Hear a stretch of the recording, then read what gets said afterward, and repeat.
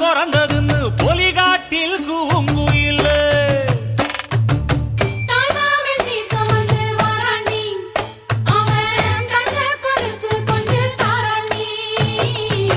சீரு சுமந்த